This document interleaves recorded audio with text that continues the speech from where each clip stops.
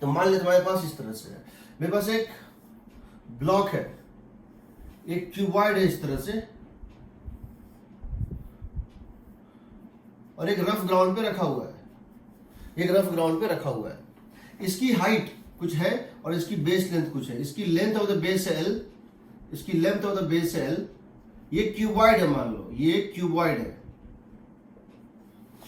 हम इसको यहां से पुल कर रहे हैं, हम इसको यहां से F0 फोर्स से पुल कर रहे हैं, हम इसको F फोर्स से पुल कर रहे हैं, और ये जहां इसको पुल कर रहे हैं उसकी हाइट यहां से h है। यहां उसकी हाइट कितनी है? इसकी h है, इसकी हाइट यहां से h है। तो इसको पुल करेंगे तो क्या होगा? तो इसको पुल करेंगे तो क्या होगा कि यहां पर इस पे फोर्स कौन कौन सा ऐड करेगा, जरा ये देखते हैं। हम देखते हैं इसके ऊपर फोर्स कौन कौन सा ऐड करेगा। एक फोर्स तो हमने अप्लाई किया था F, दूसरा फोर्स इसके सेंटर ऑफ मास पे ऐड करेगा, कितना? mg। तीसरा फोर्स यहां से फ्रिक्शन का ऐड करेगा F। अभी तक ये मूव नहीं किया है, ना तो ट्रांसलेट किया नहीं रोटेट किया, ये होगा F। चौथा फोर्स ऐड करेगा नॉर्मल। हम जानते हैं नॉर्मल को यहां से पास करा दें सेंटर ऑफ मास से, और हम नॉर्मल को सेंटर ऑफ मास से पास करा दें तो ये रोटेशनल इक्विलिब्रियम को जस्टिफाई नहीं कर पाएगा। तो इसीलिए नॉर्मल को हमको यहां से पास कराना पड़ेगा, यहां से नॉर्मल यहां से पास कर जाएगा, normal would pass through here.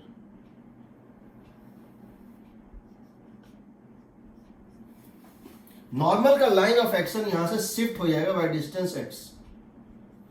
हम क्या लिख सकते हैं अगर ट्रांसलेशनल इक्विलिब्रियम की बात करें? Force minus friction is 0, normal minus mg is 0।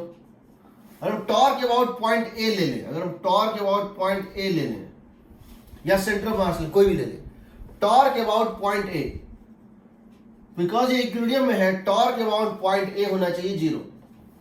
ये कितना है बताओ? mg into x, mg into x, A के अबाउट इसका टॉर्क mg इंटू एक्स, और A से इसका लाइन ऑफ एक्शन इस फोर्स का। सो A के अबाउट फ्रिक्शन का टॉर्क 0, नॉर्मल का टॉर्क 0, और इसका टॉर्क जो है होगा F into H, that is 0। यानी कि हम यहां से देख रहे हैं x becomes equal to FH by mg। Line of action of the torque इतना शिफ्ट कर, line of action of normal इतना शिफ्ट कर गया। This is the shift in line of action of normal to prevent slipping, to prevent rotation. ठीक है, तो normal यहां shift कर, यानी कि नॉर्मल आगे वाले सरफेसेस को ज्यादा प्रेस कर रहा है और पीछे वाले सरफेस को थोड़ा कम प्रेस कर रहा है। So normal is not distributed uniformly over the base. अब हम ये जानते हैं, अगर हमको वो निकालना है critical value of F, minimum F for toppling ना, क्या x का कोई लिमिटेशन है? एज F इज इंक्रीज्ड और H is increased, as F is become more और H बिकम्स मोर। जैसे जैसे तुम फोर्स और H किसी को तुम बढ़ाओगे, जैसे तुम फोर्स या H को बढ़ाओगे, फोर्स या H को, X भी बढ़ेगा। बट X का एक लिमिटेशन है, this normal cannot go outside the base, but normal cannot go out of the base. तो रोटेशन को प्रिवेंट करने के लिए जैसे जैसे फोर्स या H को बढ़ाएंगे, X को बढ़ना पड़ेगा, X और ज्यादा शिफ्ट करेगा। कहां तक? Lastly it comes here, lastly it comes here. This is the limiting case. Limiting case में क्या होगा? पूरा का पूरा नॉर्मल यहां से पास हो जाएगा। This is the limiting case. इसके बाद ये इसके बाद घूम जाएगा, क्योंकि नॉर्मल इसके बियॉन्ड नहीं जा सकता है। The length of the base determines the maximum shift in the line of action of the normal. ये इसका लिमिटिंग केस है। इसको बोलेंगे टॉपलिंग स्टार्ट हो गया, टॉपलिंग कॉमेंसेस। तो इस केस में टॉपलिंग के लिए क्या लिख दोगे? एक्स को क्या कर दोगे? बेस लेंथ बाय 2, यानी एक्स कितना हो जाएगा?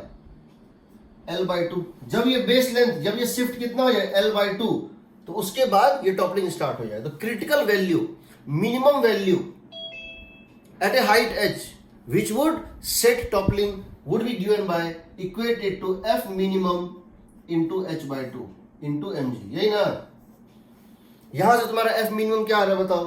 What would you get F minimum as? Here from here you are going to get F minimum is equal to, F minimum for toppling is equal to mg, L/2h times of mg, correct? L/2h times of mg. This is the force required to topple the body. Agreed? सही है। तुम यहां check कर सकते हो, जितना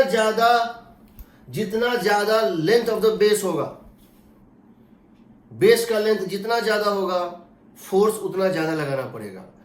height जितना ज्यादा होगा, जितना ऊपर फोर्स लगाओगे उतना कम फोर्स लगाना पड़ेगा टॉपल करने के लिए।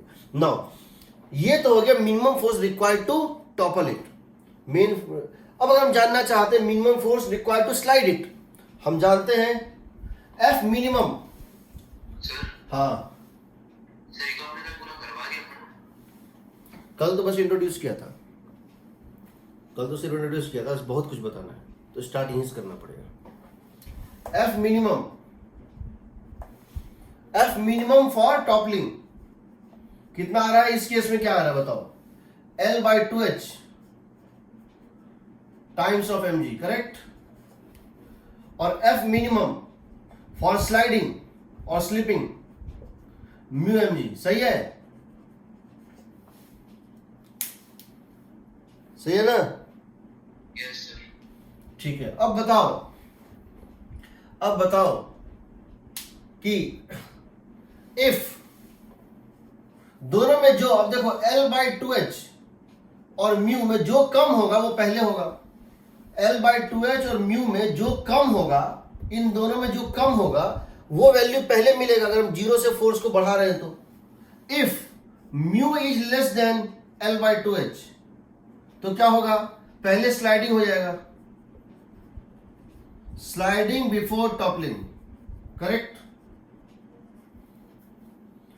If mu is greater than L/2h तो जब फोर्स को बढ़ाओगे तो ये वैल्यू पहले क्रॉस करेगा, बाद में ये आएगा, then you would get toppling before sliding, correct?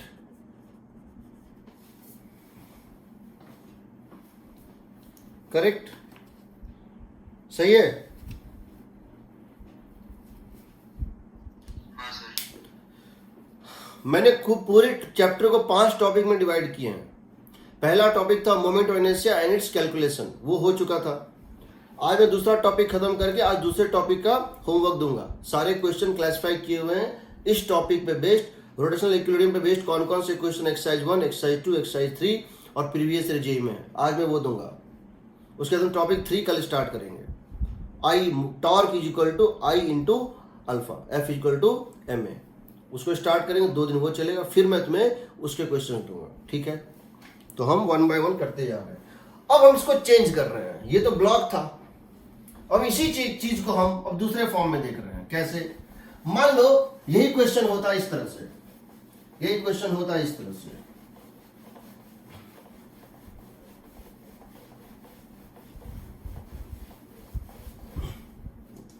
यहां ब्लॉक तुमने लिया था।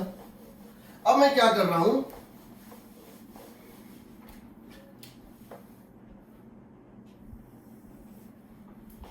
ये कोन है,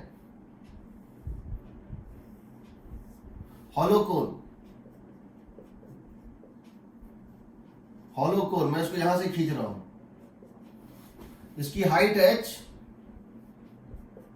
रेडियस है r, ठीक है? ये एक सॉलिड कोन है,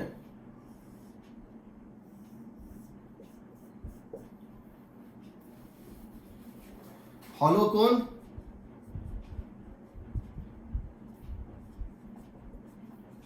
सॉलिड कोन, इसको भी यहां से खींच रहा हूं, हाइट h, रेडियस है r,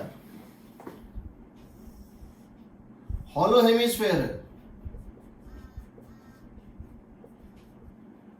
हॉलो हेमिस्फेयर है, मैं इसको यहां से टेंजेंशियली पुल कर रहा हूं, रेडियस है आर। सॉलिड हेमिस्फेयर है,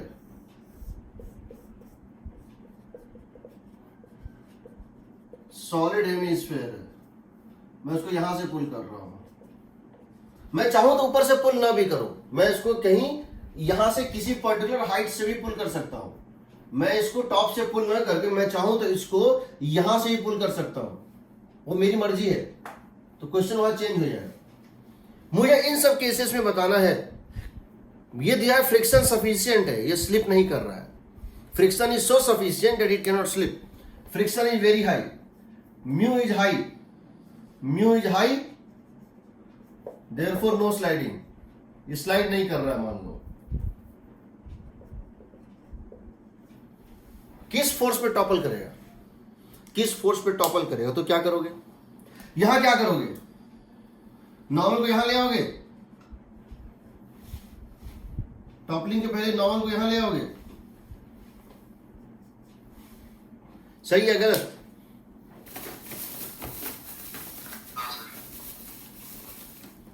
यहां क्या करोगे, टॉपलिंग के पहले नॉर्मल को यहां ले आओगे,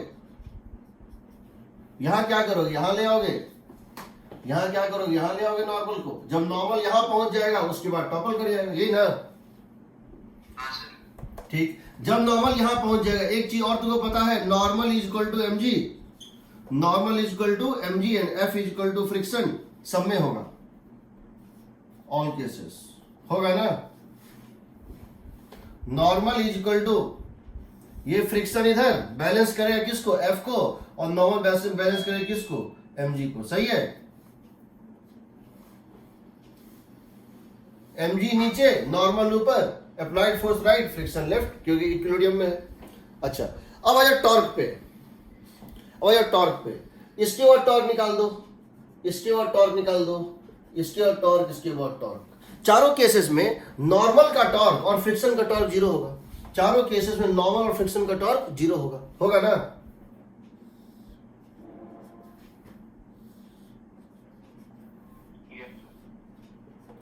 किसका बचेगा, mg का, mg का और f का, यही ना? यहां क्या लिखोगे, यहां क्या लिखोगे बताओ, यहां क्या लिखोगे, a के वाट निकालना है ना, mg into r, point a के वाट टॉर्क निकालना है, mg इंटू आर रेडियस, सही है, is equal to f into h, सही है? mg into r is equal to f into h, सही है? यहां क्या लिखोगे, mg into r is equal to f into h। यहां क्या लिखोगे बताओ, mg into r, centre mass का यहां पर होता है, mg into r, mg into r is equal to f into r, सही है?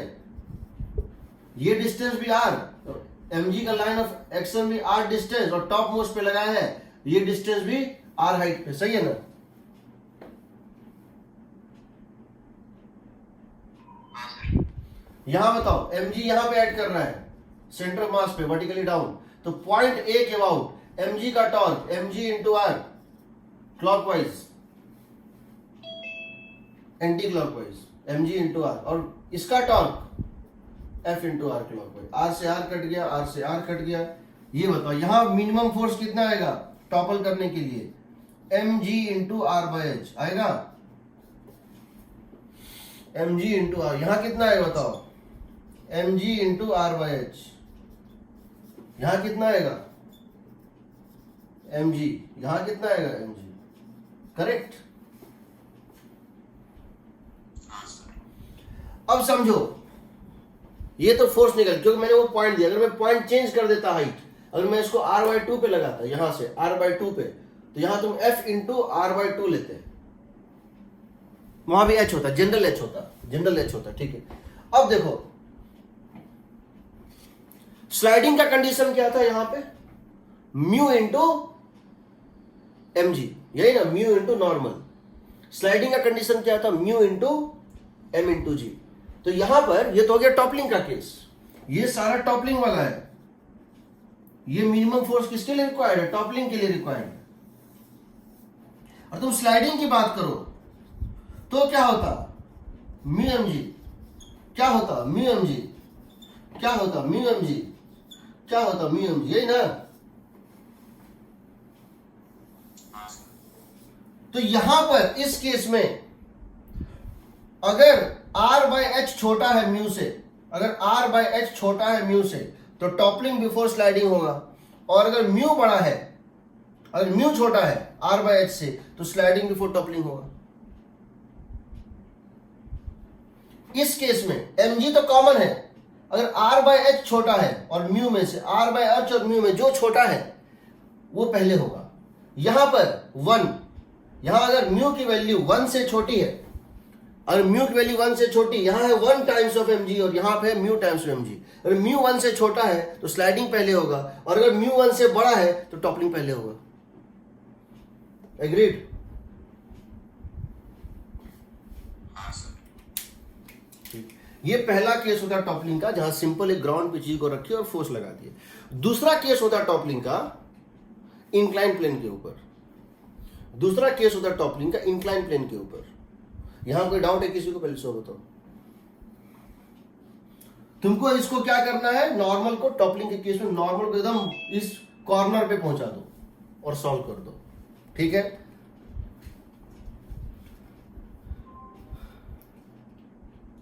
ठीक है, चलिए अगला। अरे इंक्लाइन प्लेन पे मैं अगर टॉपलिंग पूछना चाहता हूं तो क्या करूंगा, और मैं इंक्लाइन प्लेन पे टॉपलिंग पूछना चाहता हूं तो क्या करूंगा। मैं कोई भी केस ले सकता हूं, मेरी मर्जी है। और मैं इंक्लाइन प्लेन पे टॉपलिंग जानना चाहता हूं तो मैं क्या करूंगा। How to get toppling on incline plane. और हम किसी एंगल ऑफ, किसी इंक्लाइन प्लेन का अगर हम एंगल ऑफ इंक्लिनेशन धीरे धीरे बढ़ा रहे हैं और हम जानना चाहते हैं किस एंगल पर वो टॉपल कर जाएगा, किस एंगल पर वो टॉपल कर जाएगा। So toppling on incline plane,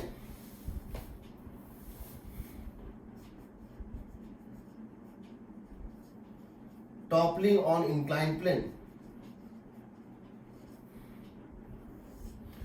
कोई एक केस ले लेते हैं पहले, या एक काम करते हैं। सो हम ऐसा ले सकते हैं, हम कोई भी बॉडी ले सकते हैं इस तरह से। देखो हम एक कोई चीज ले रहे हैं, इस टाइप से है कि ये कोई चीज है, ऐसे करके ये कोई ब्लॉक टाइप का है जो इसके ऊपर रखा हुआ है। ये रफ सरफेस है, ये थीटा, और एक रफ सरफेस है। आप इस थीटा को बढ़ा रहे हैं। किसी भी इंस्टेंट पे हम क्या करते हैं, इसमें इस पे 3 फोर्स ऐड कर रहे होंगे, mg नॉर्मल और फ्रिक्शन, है ना, mg नॉर्मल और फ्रिक्शन। हम mg को लिख रहे हैं कंपोनेंट फॉर्म में, हम mg को लिख रहे हैं कंपोनेंट फॉर्म में। एक इधर सेंटर ऑफ मास, इधर क्या होगा mg साइन थीटा, ये सेंटर ऑफ मास है, और इसको लिख देते हैं mg cos theta. Vector mg को हम इस कंपोनेंट फॉर्म में लिख देते हैं। फ्रिक्शन ऐड करेगा यहां,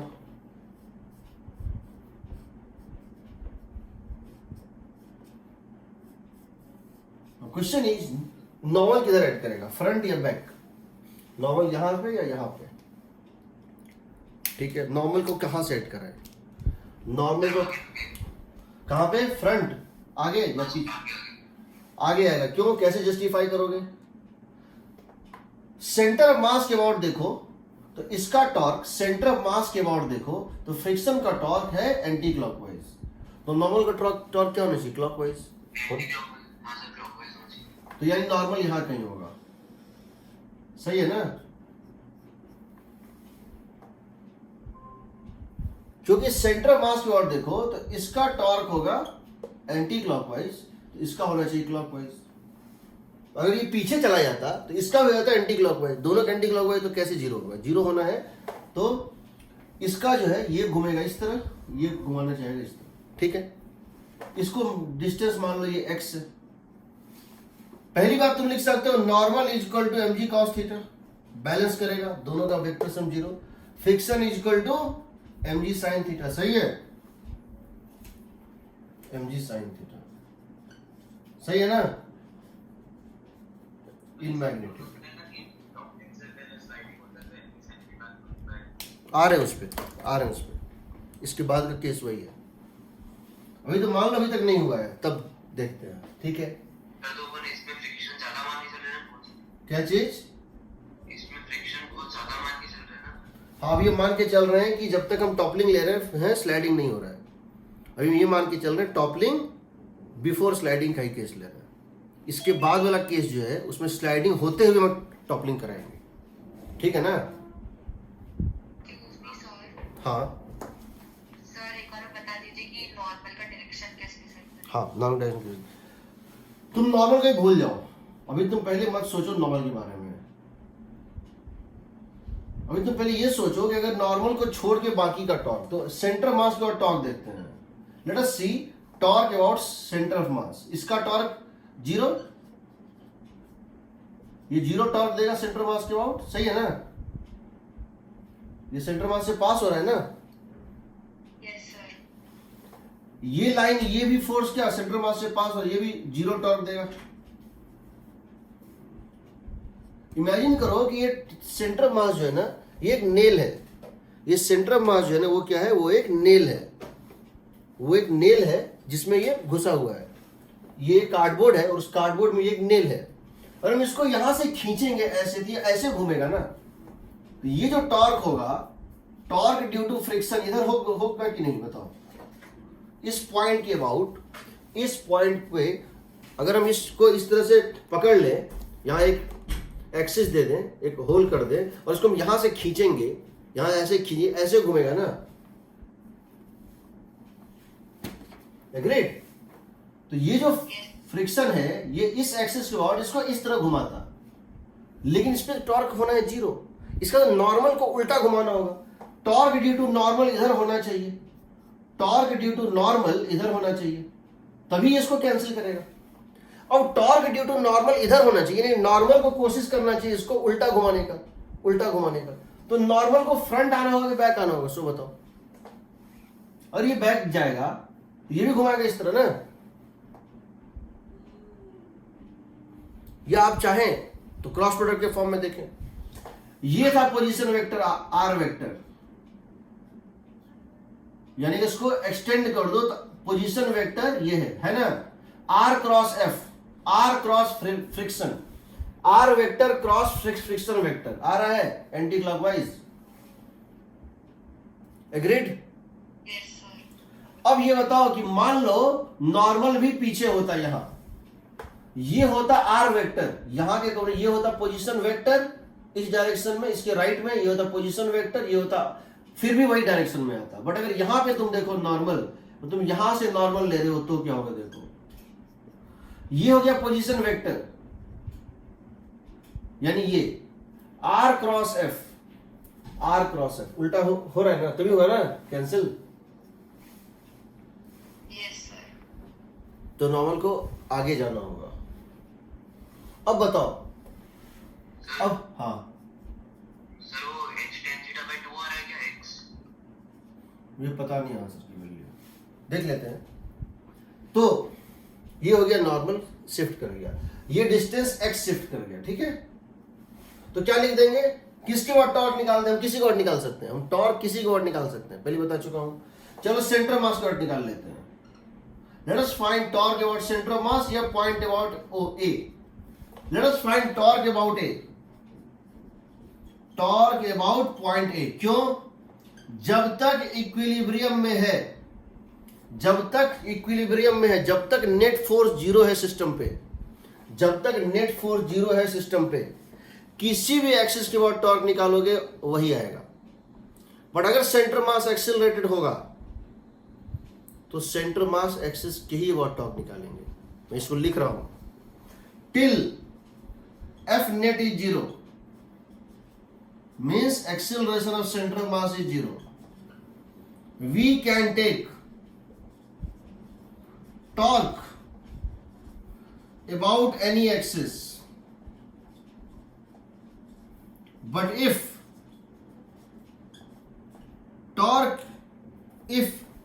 a center of mass is accelerated, is not 0, we prefer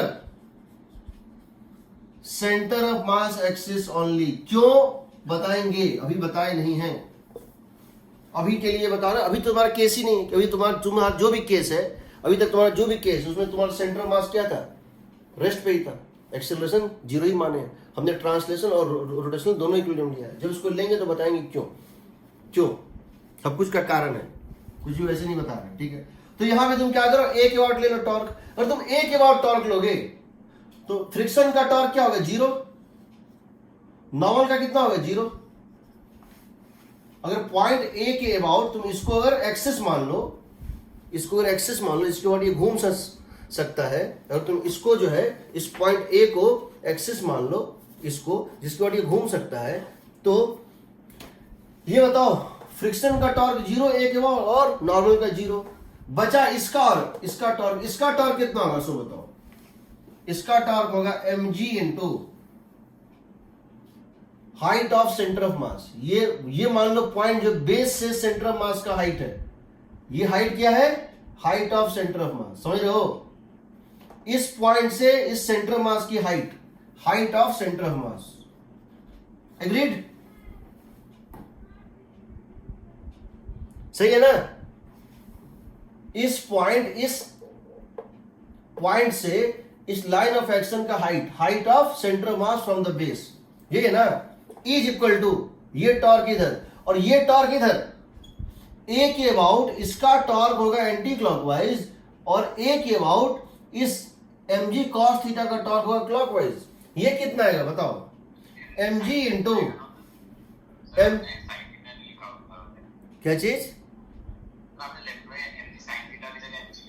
अच्छा हाँ, mg sin theta, correct, mg sin theta into height of centre mass from the base, correct, is equal to mg cos theta into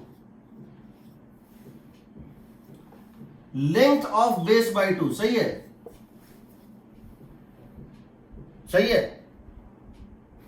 sorry ये x, ये x, sorry ये होगा x, a से इसके अगर ये नॉर्मल शिफ्ट किया x तो होगा x, सही है।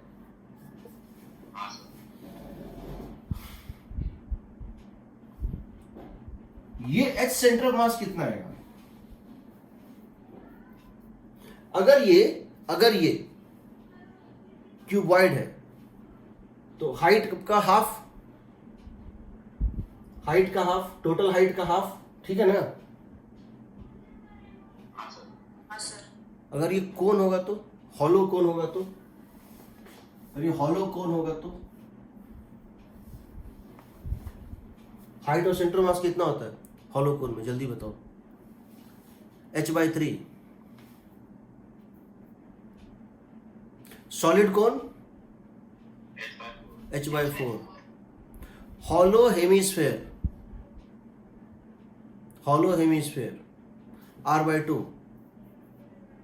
Solid hemisphere 3r/8।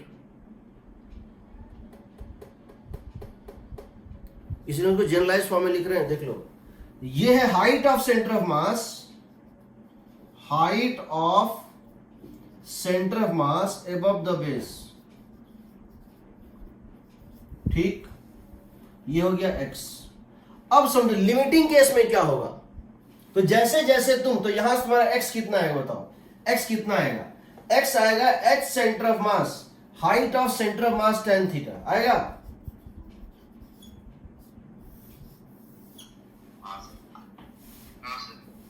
तुम जैसे जैसे थीटा को बढ़ाओगे, थीटा इंक्रीज करेगा, एक्स भी इंक्रीज करेगा, ये शिफ्ट करेगा और ज्यादा ज्यादा ज्यादा शिफ्ट करेगा ना।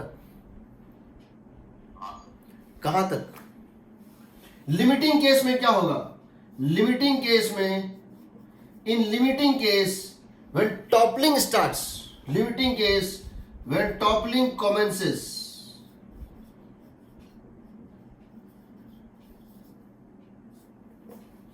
x की वैल्यू हो जाएगी बेस के लेंथ का हाफ, यही ना, बल्कि इस केस में बेस के लेंथ का हाफ मतलब है ये शिफ्ट करते करते ये r, वो तो अलग चीज है, x ये है equal to base length by 2, base length by 2। तो अगर हम इसको डाल दें यहां l/2, तो tan थीटा हो जाएगा, देखो tan थीटा किसके लिए, टॉपलिंग के लिए, किस एंगल पे ये टॉपल करेगा, tan थीटा टॉपलिंग के लिए कितना हो जाएगा, L/2 times of H centre of मास, सही है, L/2 times of divided by centre of मास, सही है। यहां डाल देंगे L/2, ये हो जाएगा 2 सेंटर, सही है। हाँ सर। अब तुम जानते हो स्लाइडिंग के लिए एंगल क्या चाहिए होता है, एंगल ऑफ रिपोज बोलते हैं उसको। तुम ये भी जानते हो कि tan थीटा फॉर स्लाइडिंग होता है म्यू, ये होता है ना। तो कंपेयर किसको करना है, म्यू और L/2H, म्यू और L/2H। इसमें जो कम होगा, अगर एंगल धीरे धीरे बढ़ाएंगे, जो कम होगा वो पहले होगा। अगर म्यू लेस है, मान लो म्यू की वैल्यू और L/2H की वैल्यू को कंपेयर करना है। अगर म्यू की वैल्यू कम है, इसका मतलब थीटा उसके लिए मान लो 30 डिग्री है, 30 डिग्री पे स्लाइड कर रहा है और 31 डिग्री पे टॉपल कर रहा है। तो जब धीरे धीरे एंगल बढ़ाओगे तो 30 से जैसे पार करोगे स्लाइड कर जाएगा, टॉपल अभी अब तक नहीं हुआ था। सिमिलरली अगर L/2H की वैल्यू, हमने यहां पर दोनों इक्विलिब्रियम माना था, हमने यहां दोनों इक्विलिब्रियम माना था, यहां पर अगर L/2H tan inverse of L/2H मान लो 36 डिग्री है और tan इनवर्स म्यू 38 डिग्री है, तो अगर एंगल को बढ़ाओगे तो क्या होगा, टॉपलिंग बिफोर स्लाइडिंग। ये तो हो गया जनरल फॉर्म। अब समझो ये केस बाय केस कैसे चेंज होगा, केस बाय केस कैसे चेंज होगा। तो अगर हम यहां पे एक ही इंक्लाइन प्लेन के ऊपर सब कुछ को डाल दें, किसको किसको डाल दें, हम एक ही इंक्लाइन प्लेन के ऊपर क्या करें,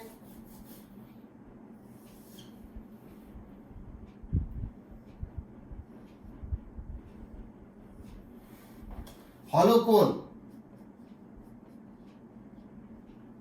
हॉलो कोन,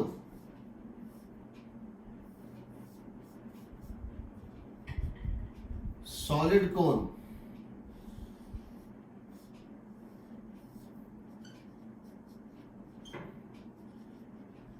हॉलो हेमिस्फीयर,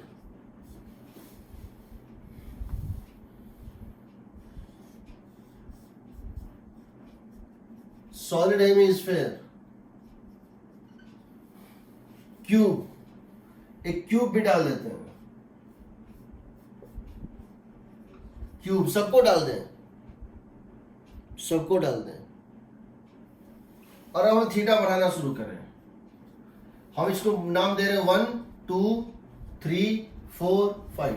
और हम सबका एंगल निकालें, ये टॉपलिंग का एंगल, तो tan थीटा फॉर टॉपलिंग सब में क्या क्या आएगा, देखो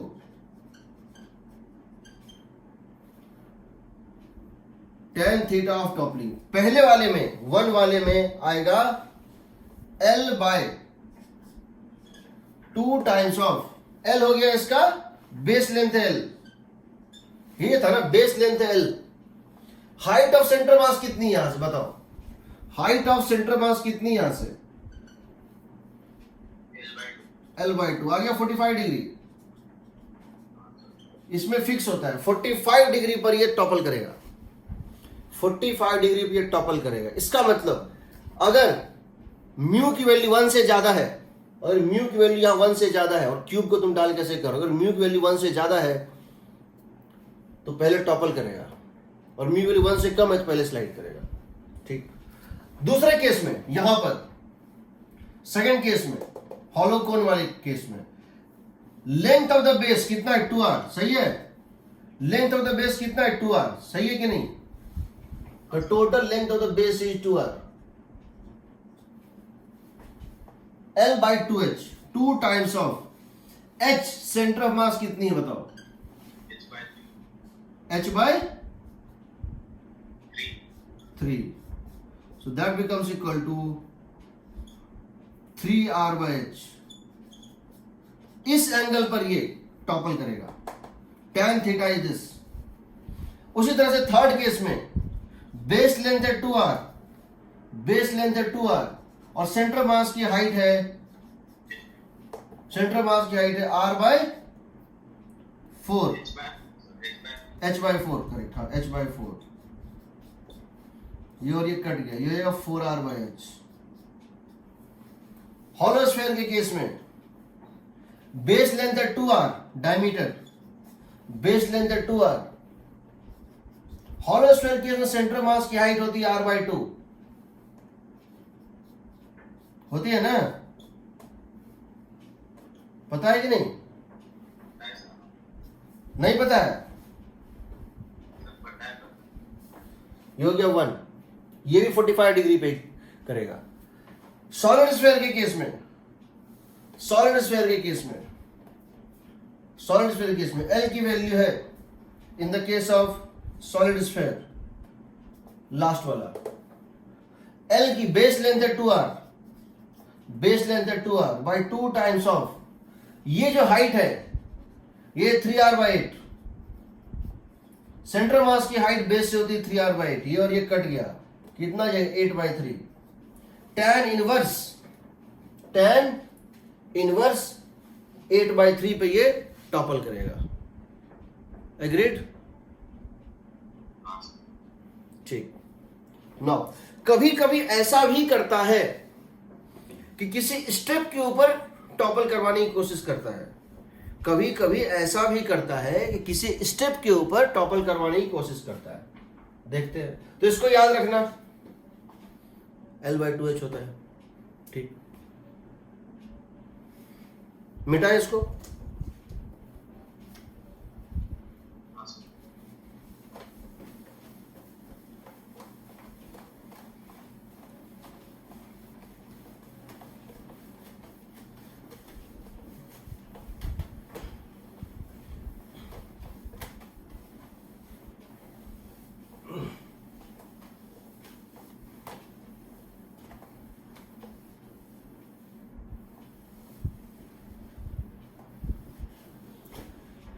वैसे सारे केसेस में टॉपलिंग को समझने का एक और तरीका था, टॉपलिंग को समझने का इन सारे केसेस में एक और तरीका था, वो मैं बताऊंगा।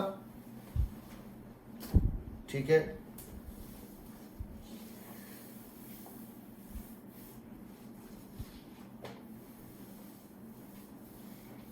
देखिए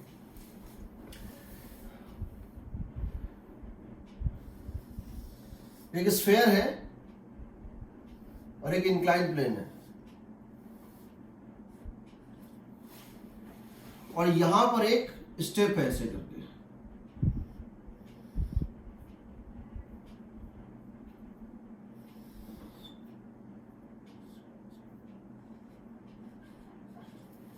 यहां की स्टेप है।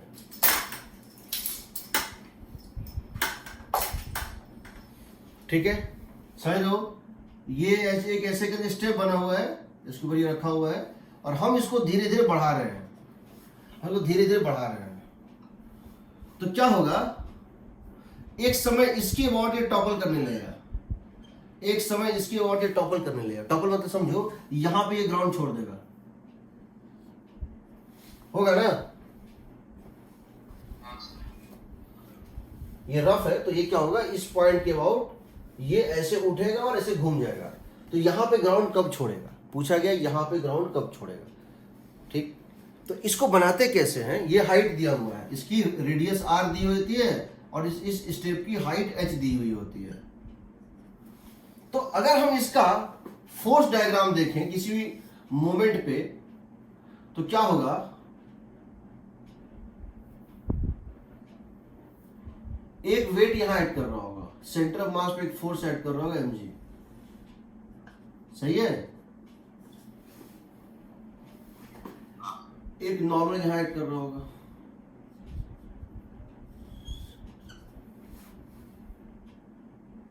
एक नॉर्मल यहां से ऐड कर रहा होगा,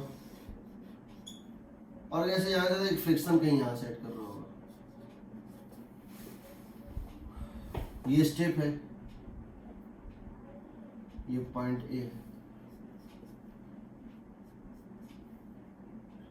तो जरा ये बताओ, इसके अबाउट इन दोनों का टॉर्क तो पक्का 0 होगा, इन दोनों को तो भूल जाओ, इन दोनों का टॉर्क होगा नहीं, क्योंकि ये जो एज है, ये जो एज है, ये जो फोर्स लगा रहा है, ये जो फोर्स लगा रहा है वो एज जो है तो वो इसी से पास हो रहा है।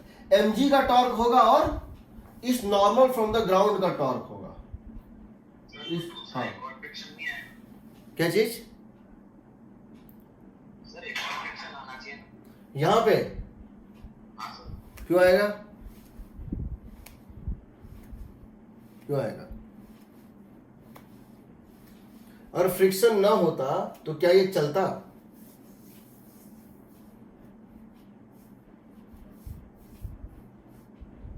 अगर फ्रिक्शन ना होता तो क्या इसकी टेंडेंसी थी, अगर ये हम इसको मान लो ऐसा है, इसको बोल जाओ, ये मैंने एक बॉल दे दिया और यहां पे मैंने एक दीवार दे दिया, क्या ये फ्रिक्शन ऐड कर रहा है? नहीं सर, नहीं करेगा, नहीं करेगा। अब समझो, ये इक्विलिब्रियम में है, इसका तो भूल जाओ, ये एंगल है थीटा, यही ना, ये एंगल है थीटा, तो क्या होना चाहिए बताओ? ये डिस्टेंस है आर, तो क्या करें, क्या करें?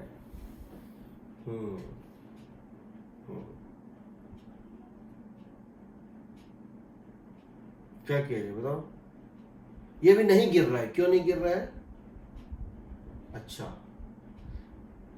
जब ये टॉपल करेगा ये नॉर्मल हो जाएगा 0, जब ये उठेगा तो ये नॉर्मल वैनिश हो जाएगा, यही ना। जब ये गिरना शुरू करेगा ये नॉर्मल 0 हो जाएगा, सिंपल सी बात है। जब ये उठेगा यहाँ, जब इसके ओर घूमेगा तो ये पॉइंट ग्राउंड छोड़ देगा। क्या ऐसा पॉसिबल? देखो इसका टॉर्क किधर है? पॉइंट ए के अबाउट इसका टॉर्क किधर है? इधर है। पॉइंट ए के अबाउट इसका टॉर्क किधर है? एंटी क्लॉकवाइज है।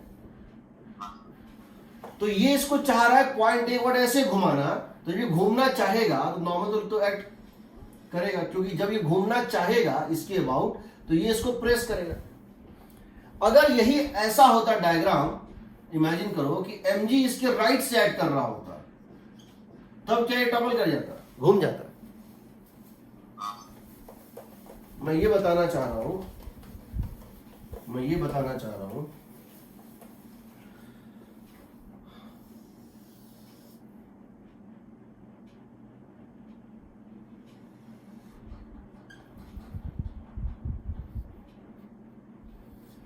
देखो mg का लाइन ऑफ एक्शन ये है, इसमें तो कोई डाउट नहीं है। mg का लाइन ऑफ एक्शन ये है जो कि वर्टिकली डाउनवर्ड हेड करेगा। अगर तुम्हारा पॉइंट ए जो है, जो एज है, उस स्टेप का जो एज है, कॉर्नर है, वो अगर इसके पहले लाई कर रहा है, एज अगर यहां पर है तो जो टॉपल कर जाएगा, और अगर एज यहां पर है तो टॉपल नहीं करेगा। कहने का मतलब है कि ये जो पॉइंट, अगर तुम्हारा स्टेप इस तरह से है, अगर तुम्हारा स्टेप मान लो इस तरह से, किस तरह से? इस तरह से, तब ये टॉपल नहीं करेगा। नहीं करेगा, क्यों नहीं करेगा भाई? क्योंकि इस पॉइंट के अबाउट mg का टॉर्क इसको सरफेस के तरफ लाना चाह रहा है। इस पॉइंट के अबाउट mg का टॉर्क इसको सरफेस के तरफ लाना चाह रहा है, तो इसको ये दबाएगा।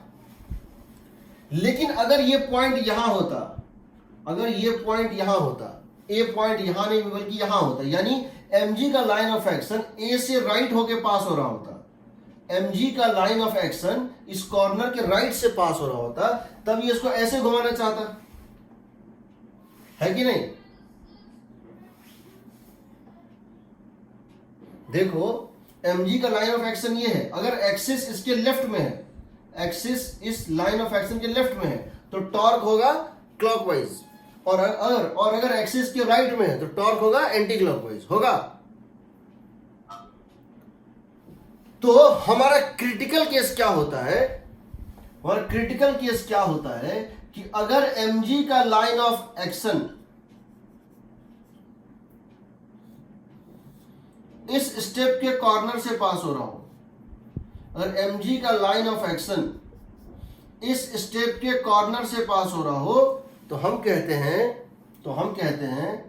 अगर इसके कॉर्नर से पास हो रहा हो तो हम कहते हैं कि वो इसका लिमिटिंग केस है। जब तक इसके लेफ्ट में था तब तक टॉपलिंग नहीं हो, जब इसके राइट में जाएगा टॉपलिंग हो जाएगा।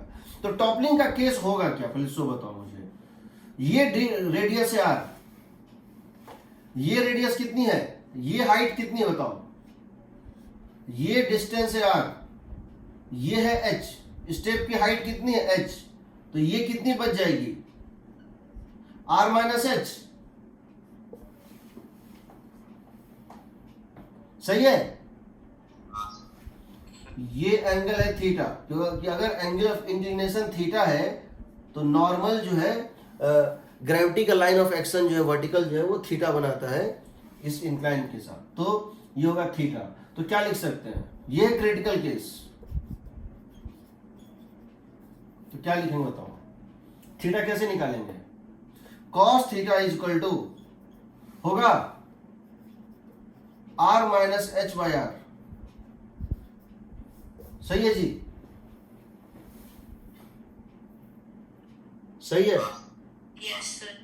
आर माइनस इस एंगल पे के बाद ये टॉपल हो जाएगा, उसके पहले ये टॉपल नहीं होगा, इस एंगल के बाद ये टॉपल हो जाएगा, उसके पहले ये टॉपल नहीं होगा, ठीक है।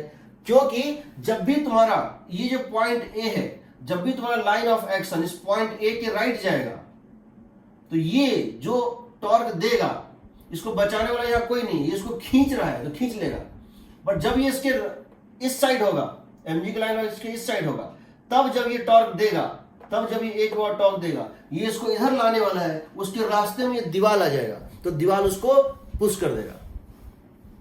एग्रीड?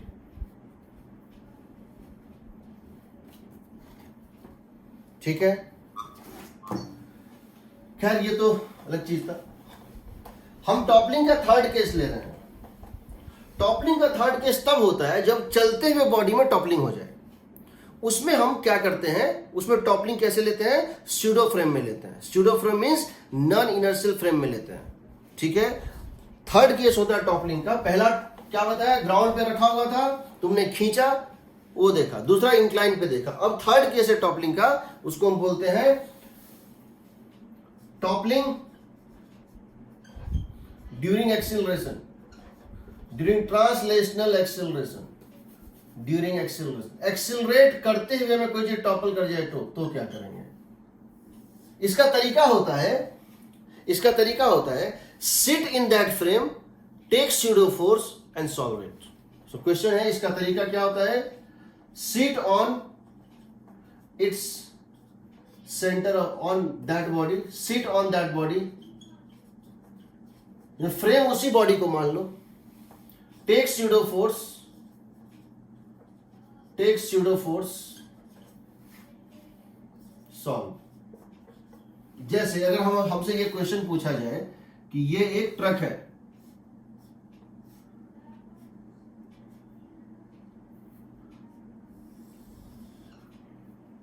ये एक ट्रक है, एक लॉन्ग रेल रोड कार है, और इसके ऊपर जो है एक कोई ब्लॉक रखा हुआ है ऐसे करके, इसकी हाइट h है, इसकी बेस लेंथ L है। अब ये ट्रक एक्सीलरेट करता है ग्राउंड पे, किस एक्सीलरेशन पे ये ब्लॉक, ये कंटेनर टॉपल करके गिर जाएगा, किस एक्सीलरेशन पे, इसके किस एक्सीलरेशन पे ये कंटेनर पलट के गिर जाएगा, और किधर गिरेगा, पीछे गिरेगा, ये पीछे गिरता है, ठीक। एक पर्टिकुलर एक्सीलरेशन से ज्यादा अगर ये एक्सीलरेट करेगा, ये कंटेनर पलट के गिर जाएगा। जैसे किसी गाड़ी के ऊपर एक ड्रम रखा हुआ है और गाड़ी सडनली स्टार्ट हो, ड्रम जो है पलट जाता है। क्यों पलटता है वो देखते हैं, ठीक है। तो हम क्या कर रहे हैं, हम इसी फ्रेम में बैठ के क्वेश्चन बना रहे हैं, हम इसी के ऊपर बैठ के क्वेश्चन बना रहे हैं। We take this side the frame, और हम इसी फ्रेम में क्वेश्चन बनाए। This is our frame also acceleration है, हम इसी के ऊपर बैठ के क्वेश्चन बना रहे हैं। तो now we are not an inertial frame. हमारा हर चीज का जस्टिफिकेशन जो हमको दिख रहा है और जो ग्राउंड पे दिख रहा है अलग अलग दिखेगा। ग्राउंड का पर्सन कुछ और देख रहा है और मैं कुछ और देख रहा हूं, बट हम दोनों एग्री करेंगे, या मैं अपने हर रिजल्ट को जस्टिफाई कर सकता हूं तभी जब मैं एक एक्स्ट्रा फिक्सियस स्यूडो फोर्स लूंगा। तो मैं एक स्यूडो फोर्स लूंगा इसके ऊपर, कहां लूंगा, यहां लूंगा।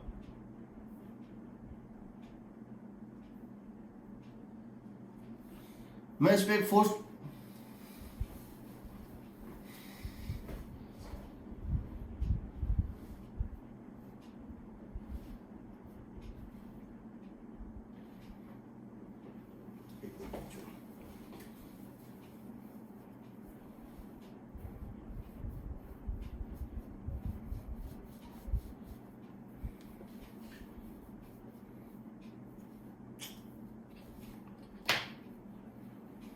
एक मिनट।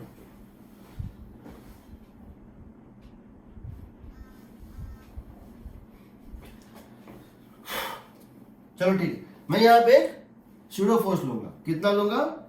मास जो इसका है इंटू एक्सेलरेशन जो मेरा है और डायरेक्शन अपोजिट। सही है ना? मेरा मास, सॉरी, मेरा एक्सेलरेशन अपोजिट डायरेक्शन में, ऑब्जर्वर का एक्सेलरेशन, फ्रेम का एक्सेलरेशन अपोजिट डायरेक्शन में, और मास और ब्लॉक। सही है? ये होगा स्यूडो फोर्स। हाँ सर, एक्सेलरेशन GL/mc रहेगा क्या? एक्सेलरेशन GL/mc रहेगा। किस चीज के लिए? एक्सेलरेशन गिरने के लिए हाँ सर। शायद, मुझे पता नहीं है। MA, ठीक है। अब देखो, ये हो गया pseudo force. Pseudo force always acts on the centre of mass. Why? Pseudo force हमेशा सेंटर ऑफ मास पे लगाते हैं। क्यों? क्योंकि एक्सेलरेशन भी सेंटर ऑफ मास की देते हैं। Pseudo force always acts on centre of मास और सेंटर ऑफ ग्रेविटी। ऐसा क्यों? ऐसा क्यों? स्यूडो फोर्स हमें सेंटर मास क्यों होगा? देखो, मान लो यहां एक मास है m1, यहां मास है m2, यहां है m1, यहां है m2, तो क्या इसके ऊपर स्यूडो फोर्स लेंगे m1 इंटू ए और इसके ऊपर लेंगे m2 इंटू ए? क्या दोनों के लिए हम सेम एक्सेलरेशन से मल्टीप्लाई करेंगे, m1 को भी और m2 को भी? क्या स्यूडो फोर्स हम दोनों पे लेना चाहते हैं, दोनों पार्टिकल पे, तो क्या हम m1 को भी a से ही मल्टीप्लाई करेंगे लेफ्ट वर्ड, और m2 को भी a से ही करें मल्टीप्लाई? सही है? क्योंकि ऑब्जर्वर तो एक ही है। तो ये बताओ, तो इसकी जो एक्सेलरेशन ड्यू टू ग्रेविटी है a और इसकी जो एक्सेलरेशन ड्यू टू ग्रेविटी है a, क्या ये दोनों सेम है? इसको तुम एक्सेलरेशन ड्यू टू ग्रेविटी मान लो। तुम मान लो ये कैसा बिहेव कर रहा है, स्यूडो एक्सेलरेशन जो मल्टीप्लाई कर रहे हो वो कैसा बिहेव कर रहा है? भाई तुम ब्लॉक में क्या करते हो, कोई ब्लॉक तुम्हारे पास होता है तो लिखते हो m1 जी इस पे, m2 जी इस पे, m3 जी इस पे, m4 जी तो सब पे सेम लेते हो ना? Yes sir. वही तुम यहां भी कर रहे हो ना, सब पे सेम। ऑब्जर्वर जो इसको देख रहा है, इसको देख रहा है, सबको सेम ऑब्जर्वर देख रहा है, तो ए तो सेम है। तो सेंटर ऑफ मास का डिफिनेशन क्या होता है, सेंटर ऑफ फोर्स का डिफिनेशन क्या होता है? Summation of m1a1 by summation of m1 m1 x1 by summation of, देखो सेंटर ऑफ फोर्स होता है F का, किसी फोर्स का सेंटर होता है summation of Fi xi by summation of Fi। बताए थे? किसी भी फोर्स का सेंटर ऑफ बॉयंसी हो, सेंटर ऑफ ग्रेविटी हो, centre of electrostatic force, centre of gravitational force हो, Fi xi by summation of Fi, ये होता है सेंटर, फोर्स का सेंटर होता है। होता है ना? Yes sir, yes sir. इसको बोलते हैं x position of centre of that force, centre of that force, x coordinate of centre of that force. तो ये बताओ यहां क्या लिखेंगे, mi a xi,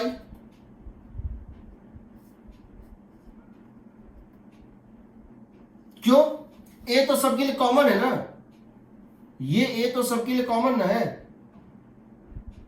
जो एक्सीलरेशन से m1 को मल्टीप्लाई करेंगे उसी एक्सीलरेशन से m2 को मल्टीप्लाई करेंगे, उसी एक्सीलरेशन से m3 को मल्टीप्लाई करेंगे। a तो कॉमन ना है, yes sir. Yes sir. a तो कॉमन आके कट गया। यही है ना centre of mass, summation mi xi, ये हो गया centre of mass. X centre of mass. Centre of मास पे इसलिए लगाते हैं क्योंकि जो एक तरह के जैसे जो अपोजिट एक ग्रेविटेशनल फील्ड जैसा, ये जो ए है ये क्या है, एक्सेलरेशन टू ग्रेविटी जैसा जो हर बॉडी पे ऐड कर रहा है।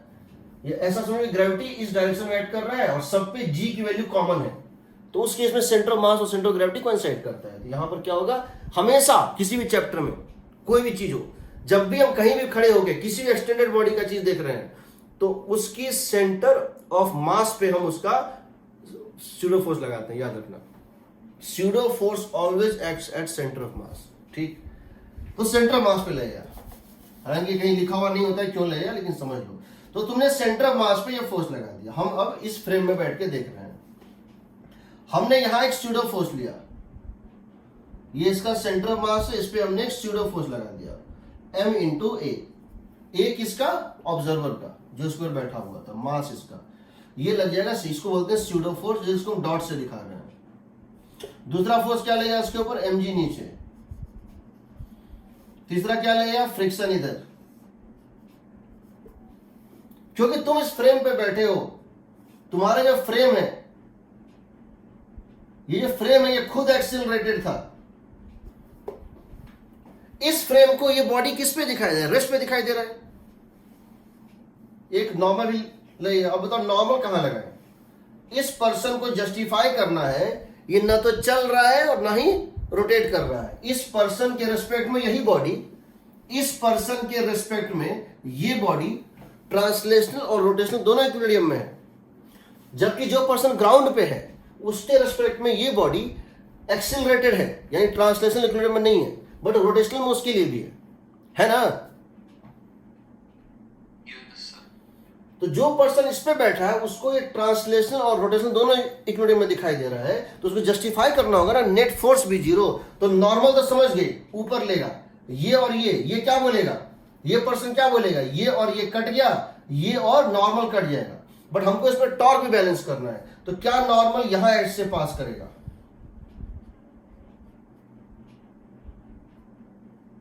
देखो तो mg के, अगर तुम सेंटर मास का टॉर्क निकालना चाहो, अगर तुम सेंटर मास का टॉर्क निकालना चाहो, mg का टॉर्क जीरो, ma का टॉर्क जीरो, स्यूडो फोर्स और ये दोनों सेंटर मास के पास है, टॉर्क जीरो। फ्रिक्शन का टॉर्क सेंटर मास के बाद, फ्रिक्शन का टॉर्क ऐसे होगा, तो नॉर्मल का टॉर्क होना चाहिए उसका उल्टा, तो नॉर्मल को पीछे ऐड करना पड़ेगा, नॉर्मल शिफ्ट कर जाएगा। तो अब तुम इक्वेशन क्या लिखोगे, लिखोगे F is equal to ma, pseudo force of friction balance हो रहा है, normal is equal to mg। तीसरा क्या लिखोगे, लिखोगे पॉइंट ए के बाद टॉर्क निकाल दो, point of intersection of friction and normal, उसके बाद टॉर्क निकाल दो, क्या लिख दोगे, ma into height of centre of मास, सही है, ma into height of centre of मास। देखो पॉइंट ए के बाद तुम टॉर्क निकाल रहे हो, ma का लाइन ऑफ एक्शन कितने हाइट पर है, height of centre of mass, ma into height of centre of mass is equal to mg into base of x, ये हो गया x, यहां से x कितना आ जाएगा, तो m से m तो कट गया, x आ जाएगा, हाँ x आ जाएगा a h centre of mass by g, यही ना, a h centre of mass by g, ये हो जाएगा x। अब तुम बताओ ये कब टॉपल कर जाएगा, जब x की वैल्यू क्या हो जाएगी, बेस लेंथ का हाफ। जब x की वैल्यू कितनी हो जाएगी, बढ़ते बढ़ते बेस लेंथ का हाफ, तब ये टॉपल कर जाएगा इस कॉर्नर के बाद, इस कॉर्नर के बाद ये टॉपल कर जाएगा ऐसे करके, ये बढ़ते बढ़ते यहां पहुंच जाएगा, जब नॉर्मल यहां से पास कर जाएगा लास्ट सबसे लेफ्ट मोस्ट पॉइंट, उसके बाद ये टॉपल कर जाएगा। तो उस केस में क्या लिखोगे तुम, अगर x को लिख दो लिमिटिंग केस में, और तुम लिमिटिंग केस लो,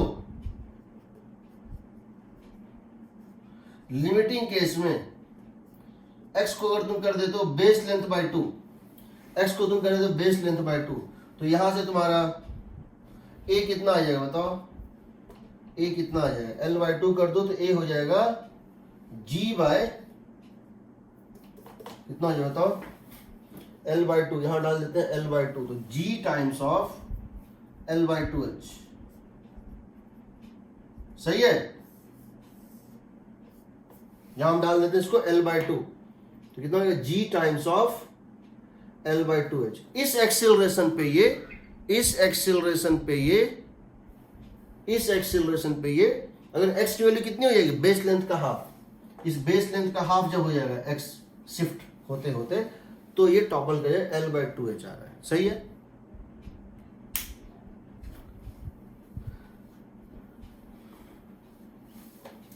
जरा सोचो, हम एक ही ट्रक पे सब कुछ डाल रहे हैं, हम एक ही ट्रक पे सब कुछ डाल रहे हैं। कौन कौन सा चीज?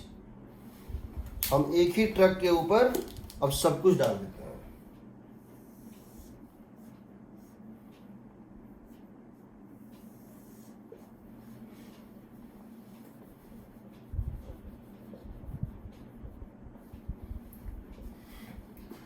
हम ये एक ही ट्रक के ऊपर सब कुछ अब डाल रहे हैं। कौन कौन सी चीज डाल रहे हैं? देखो, हमने डाल दिया एक कोन, hollow cone,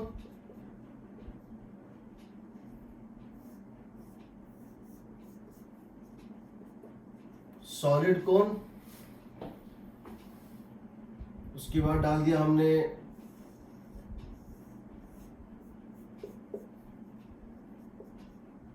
hollow sphere, sorry solid sphere,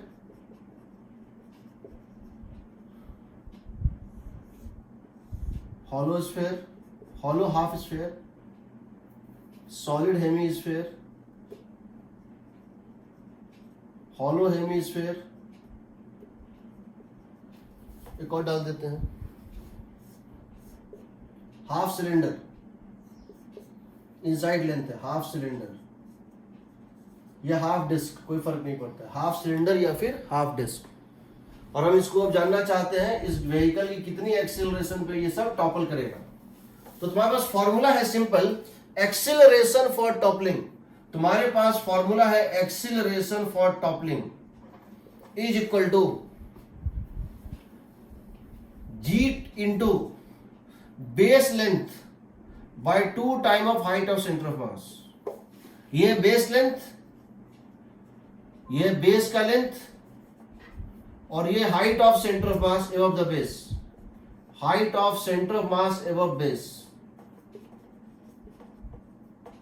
सही है।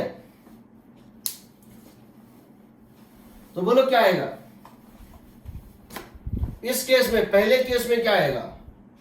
g इंटू एल का मतलब हो गया हाइट, सॉरी एल का मतलब हो गया बेस लेंथ हो गया 2r। सही है, बेस लेंथ हो गया 2r, 2 times of height of centre of mass means hollow cone है तो h/3।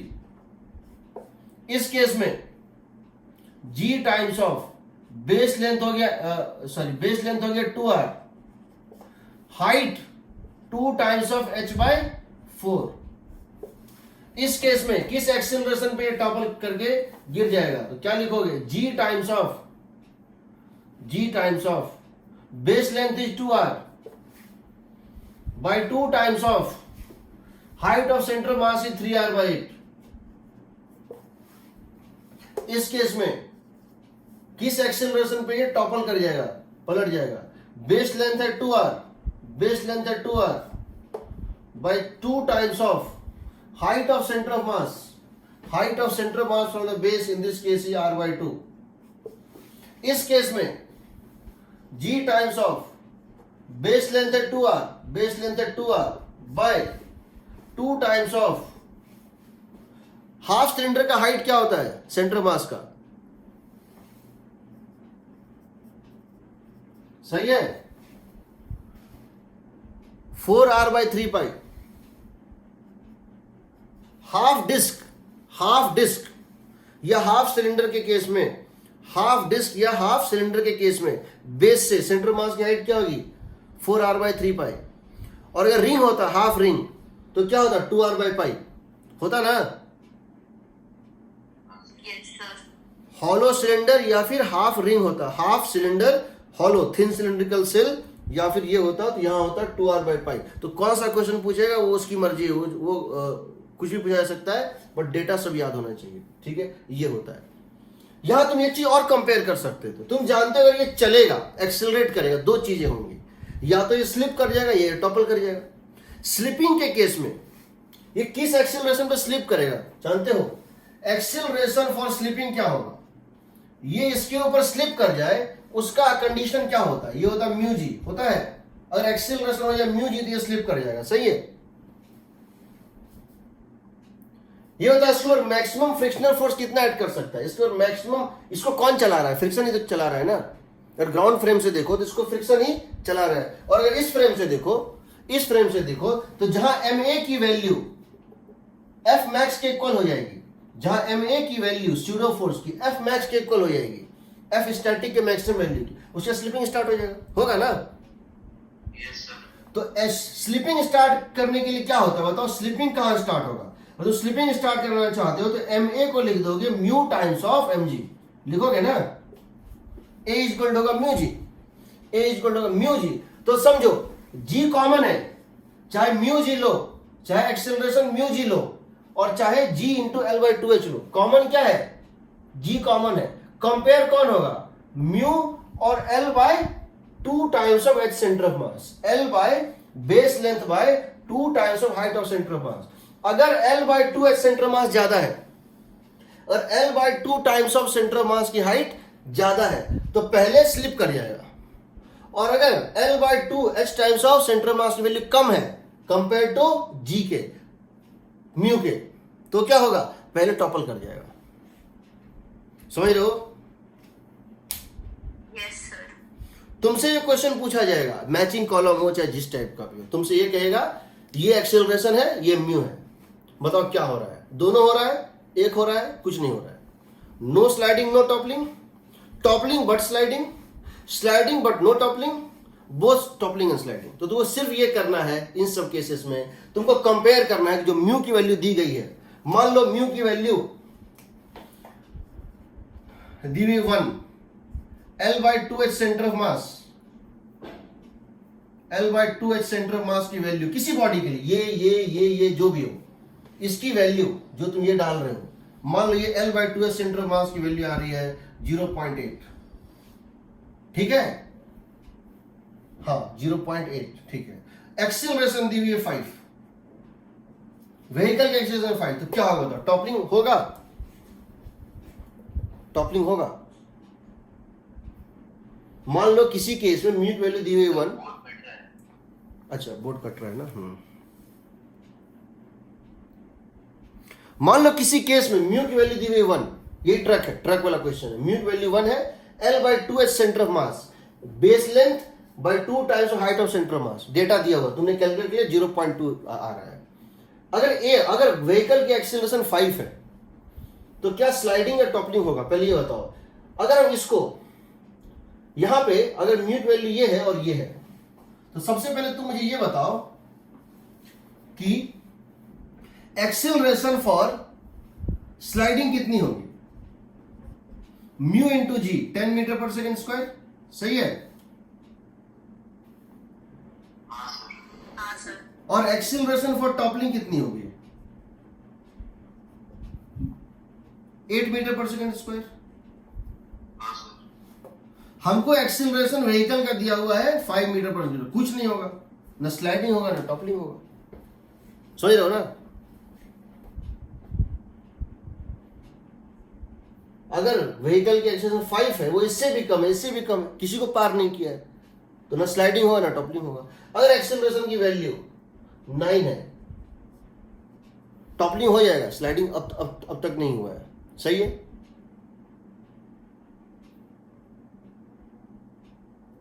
और अगर एक्सेलरेशन वैल्यू 12 है, स्लाइडिंग हो चुका है, स्लाइडिंग टॉपलिंग दोनों हो जाएगा।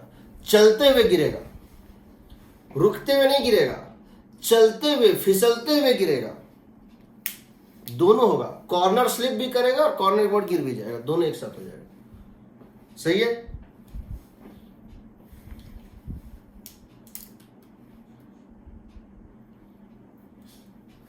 सही है। तो सेंटर मास याद रखिए, हालांकि करना कुछ नहीं होता, याद कुछ नहीं करना, फिर से बता रहे हैं, रोटेशन एक ऐसा टॉपिक है जिसमें बड़ा डिफाइंड प्रोसेस है, उसको लगाओगे तो जितना देर वो याद करते हो उससे कम टाइम में निकल जाता है, अपने आप आ जाता है। लिमिटिंग केस होता है, उसको डालना है, सब कोई भी क्वेश्चन आएगा तुम बना सकते हो, ठीक है। चलिए ये हो गया इसका।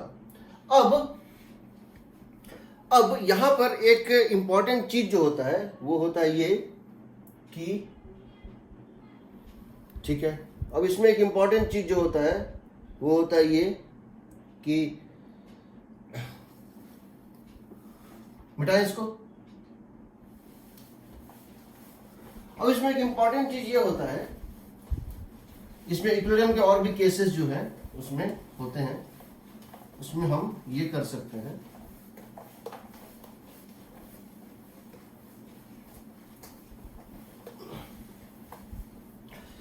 चलो इसमें देखते हैं कुछ और। जब एक साइकिलिस्ट आता है, तुम साइकिल पे जा रहे हो, साइकिलिंग करते हुए जा रहे हो, तुम जब किसी टर्न पे आते हो तो बेंड करते हो, बेंडिंग ऑफ टर्न्स हम जानते हैं। हम एक हॉरिजॉन्टल रोड पे एक टर्न लेते हैं, जब हम टर्न लेते हैं तो हम टिल्ट हो जाते हैं। ध्यान देना, when we take turn we become bending of a cyclist, bending of a cyclist while taking a turn, while taking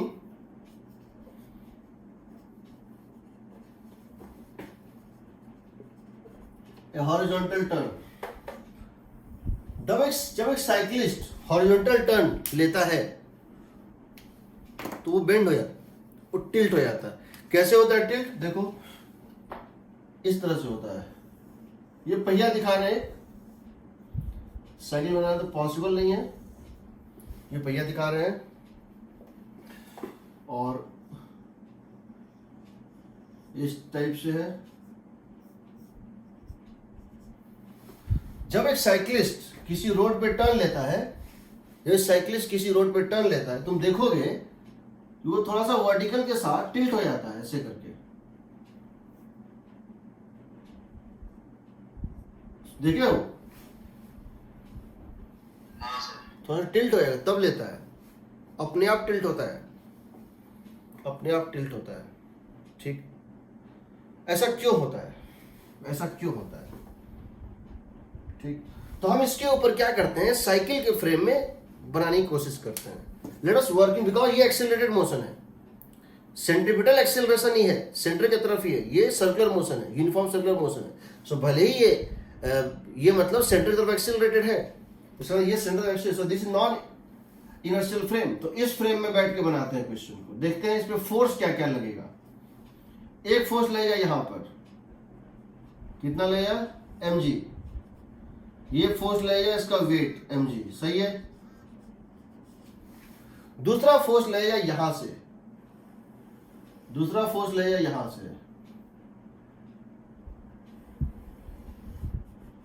ये फोर्स होगा नॉर्मल, सही है,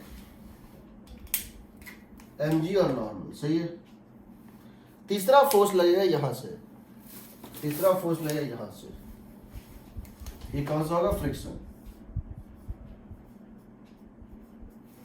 और चौथा फोर्स लगेगा स्यूडो फोर्स।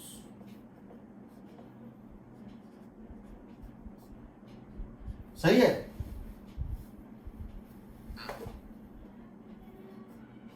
हम यहां सेंटर मास पे बैठे हुए हैं, mv स्क्वायर। चार फोर्स ले, mg नॉर्मल, फ्रिक्शन, ये तो रियल फोर्स है, ये तो ग्राउंड में भी लग रहा था, बट नयापन यहां है, ये स्यूडो फोर्स है। इसके लिए, इस पर्सन के लिए ये बॉडी रेस्ट पे है, इस पर्सन के लिए इसकी एक्सेलरेशन 0 है, ना ये चल रहा है ना घूम रहा है, ये तो वहीं बैठा, उसी के अंदर बैठा है, जो कुछ दिखेगा ही नहीं, कोई मोशन हो रहा है। तो ये कैसे जस्टिफाई करेगा? ये लिखेगा normal minus mg 0, friction minus mv square by r 0, ठीक। अब ये टॉर्क लिखेगा, अब सोचो अगर ये बेंड ना हुआ होता तो क्या होता? तो क्या होता मैं बता रहा हूं। मान लीजिए बेंड ना हुआ होता, एकदम सीधा ही टर्न ले लेता, तो क्या होता? mg नीचे, नॉर्मल ऊपर, फ्रिक्शन इधर, स्यूडो फोर्स इधर। इसके अबाउट, इस पॉइंट ए के अबाउट mg का टॉर्क 0, यस सर। नॉर्मल का 0, फ्रिक्शन का 0, बट स्यूडो का टॉर्क है, ये पलट के बाहर गिर जाता।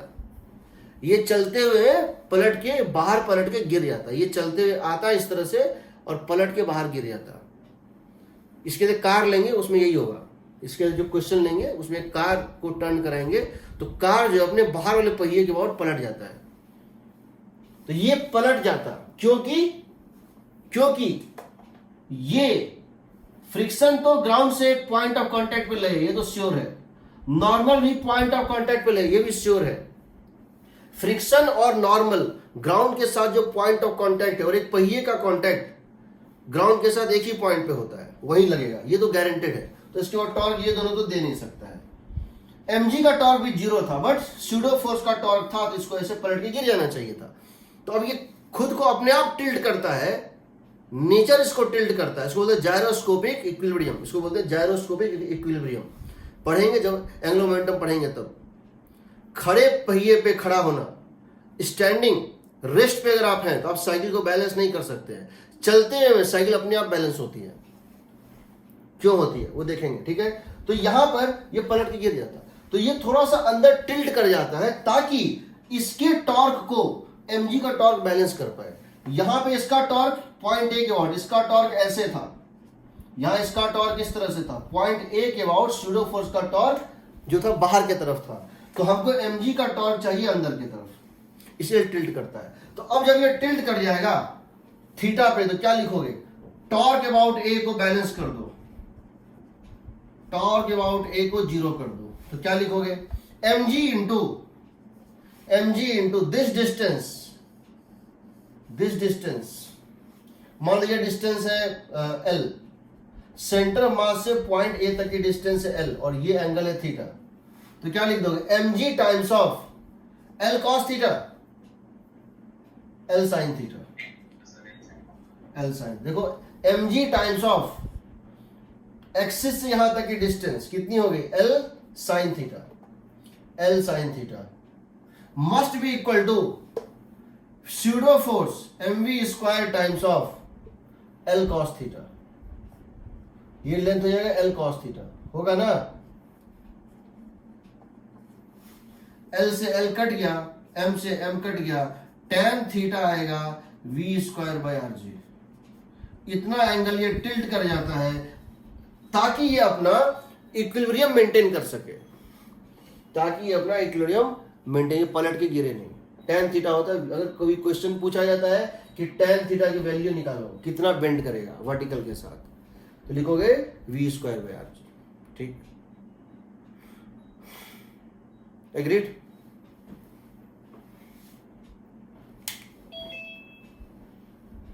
चलो अगला क्वेश्चन।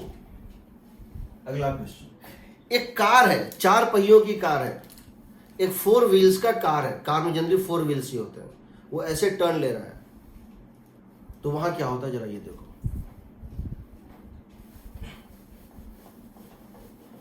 और क्यों कार जो होता है, रेसिंग कार वगैरह या जो भी होता है, उसकी हाइट इतनी कम रखी जाती है, और क्यों बड़े बड़े कंटेनर की जो गाड़ियां होती है जिसकी हाइट बहुत ज्यादा होती है, उनको बहुत शार्प टर्न वाली इसमें नहीं ले जाया जाता है। ठीक है, सो देखते हैं इसमें क्या होता है।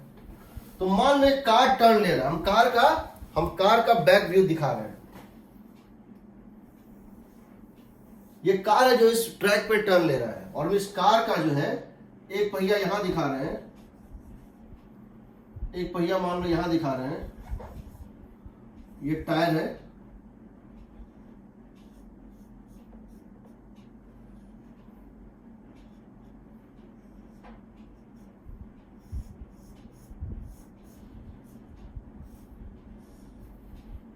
हम इसको पीछे से देख रहे हैं। हम एक्चुअली कार को क्या है पीछे से देख रहे हैं। ये कार इसके ऊपर टर्न ले रहा है, तो एक पहिया यहां है, इसके सामने एक और पहिया है, और ये पहिया यहां है, इसके भी उस सामने एक और पहिया, ये इस ट्रैक पे टर्न ले रहा है। ठीक है ना, इस ट्रैक पे जो है टर्न ले रहा है। सही रहा ना, क्या बताना चाह रहे हैं, ये ऐसे करके टर्न ले रहा है इसके ऊपर। ठीक है, हम कह रहे हैं दोनों पहियों के बीच की दूरी 2b है, मतलब ये जो पॉइंट है इसका सेंटर ऑफ मास है, ये इसका सेंटर ऑफ मास है। ये पहिया कितने डिस्टेंस लेफ्ट में है, b डिस्टेंस, और ये पहिया कितने डिस्टेंस लेफ्ट में है, b डिस्टेंस। मान लेते हैं कि इसकी जो हाइट है, सेंटर मास की हाइट ग्राउंड से वो है h। सेंटर मास की हाइट जो है ग्राउंड से वो कितनी है, h है, और ये पहिया टर्न ले रहा है। ठीक है, सेंटर मास की हाइट ग्राउंड से कितनी है, h है यहां से, और दोनों पहियों की दूरी है b, उसके सेंटर पे। ठीक है, तो अब हम ये जानना चाह रहे हैं, ये चल रहा है, हम इसी कार के अंदर बैठ के इसका फोर्स डायग्राम देखना चाह रहे हैं। तो कौन कौन सा फोर्स ऐड करेगा, देखो, एक यहां ऐड कर रहा होगा नॉर्मल N1, एक यहां ऐड करेगा N1, एक यहां ऐड करेगा N2, सही है।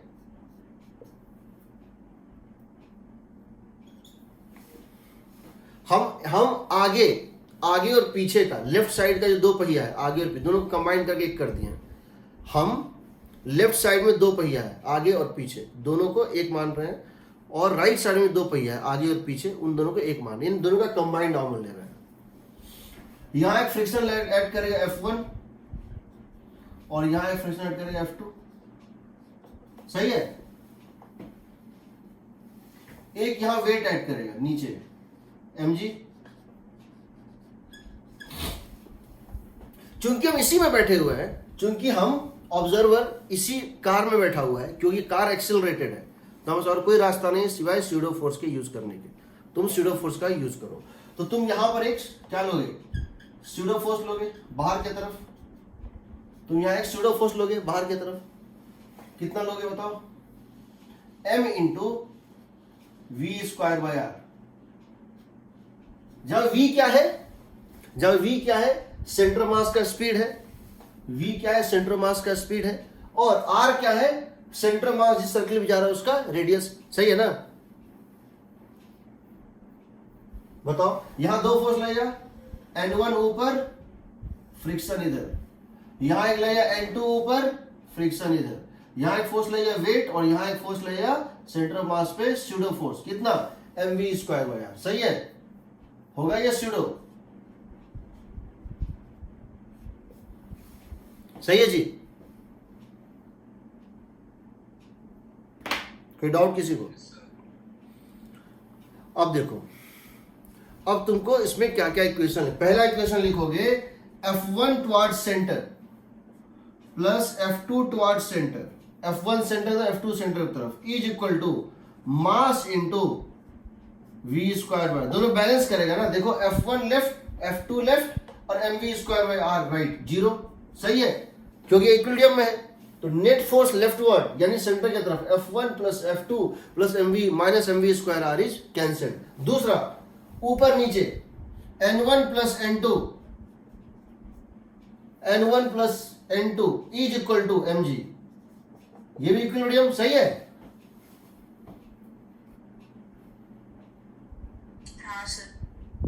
अब मैं क्या कर रहा हूं समझो, अब मैं किसी एक की ओर टॉर्क ले रहा हूं, और मैं टॉर्क ले रहा हूं, इमेजिन करो मैं टॉर्क ले रहा हूं इसके अबाउट, इस पॉइंट Q के अबाउट, ये है पॉइंट P, ये है पॉइंट, मैं किसी को ले सकता हूं P और Q, मैं Q के अबाउट टॉर्क ले रहा हूं।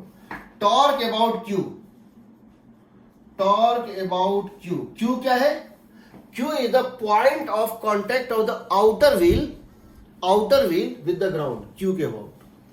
तो बताओ, Q के अबाउट क्या F2 का टॉर्क जीरो होगा?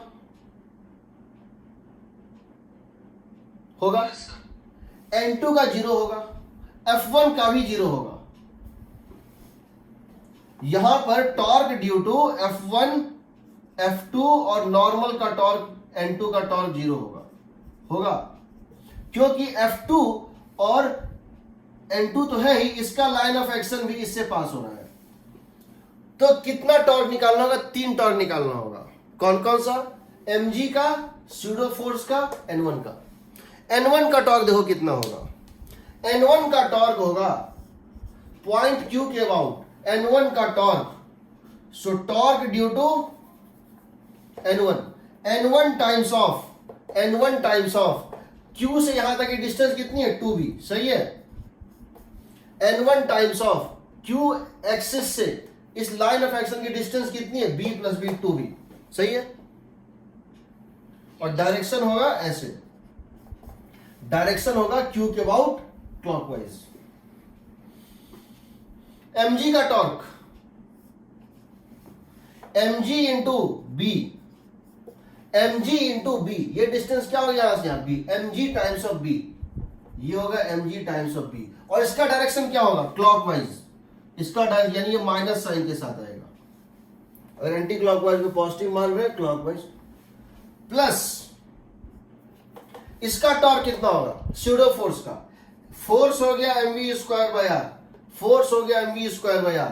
यहां इसकी हाइट कितनी है, यहां से इस लाइन ऑफ एक्शन की हाइट कितनी है h, सेंटर ऑफ मास की हाइट कितनी है ग्राउंड से h, और डायरेक्शन क्या होगा इसका, इसका डायरेक्शन होगा इस तरह से ऐसे करके, ये भी प्लस के साथ रहेगा, सही ना। ये और ये सेम डायरेक्शन में। देखो इसका टॉर्क q के अबाउट, घुमाओ इसको, घुमाओगे n1 चाहेगा ऐसे घूमे, ये भी चाहेगा इस तरह घूमे, ये चाहेगा उल्टा घूमे, ये 0 होना चाहिए। n1 कितना आएगा बताओ, n1 कितना आएगा,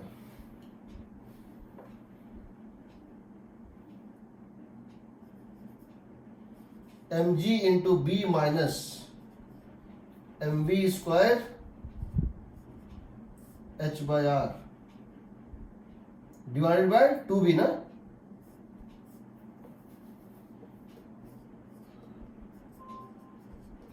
कितना है बताओ, m कॉमन,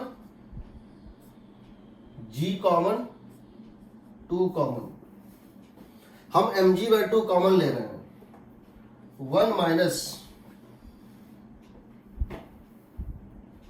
क्या होगा 1 minus mg b, mg by 2 common लिए था ही, 1 माइनस m जा चुका है, नीचे आएगा g, 2 कॉमन हो ही चुका था,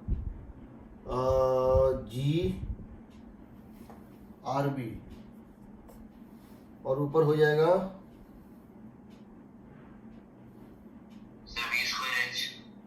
ये b नहीं होगा, v square by v square h by g r, सही है, ये होगा। देखो इसको अगर ओपन करते हुए mg बाय 2, यहाँ mg बाय 2 ये होता mv square h by 2 r b, mv square h by 2 r b, b भी होगा ना, सही है ना।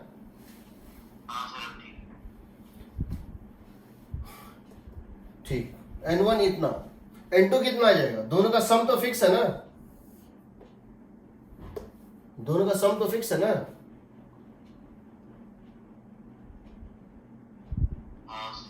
दोनों का सम तो फिक्स है, तो दोनों का सम फिक्स है, तो n1 निकल गया, तो n2 कितना निकल जाएगा, mg यहां प्लस आ जाएगा, क्योंकि दोनों का सम होना चाहिए वेट के equal, 1 plus v square h by g r b, सही है।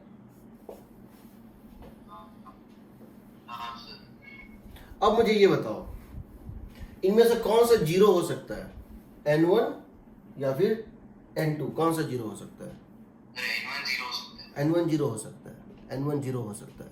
n1 0 होने का मतलब क्या है, n1 0 होने का मतलब क्या है, इस पहिए ने ग्राउंड छोड़ दिया,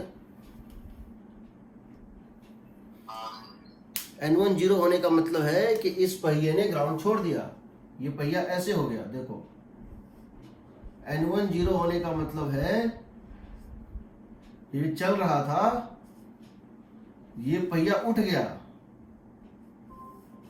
ये पहिया उठ गया, n1 अगर 0 हो जाएगा तो n1 0 किस स्पीड पे होगा बताओ, n1 0 किस स्पीड पे होगा,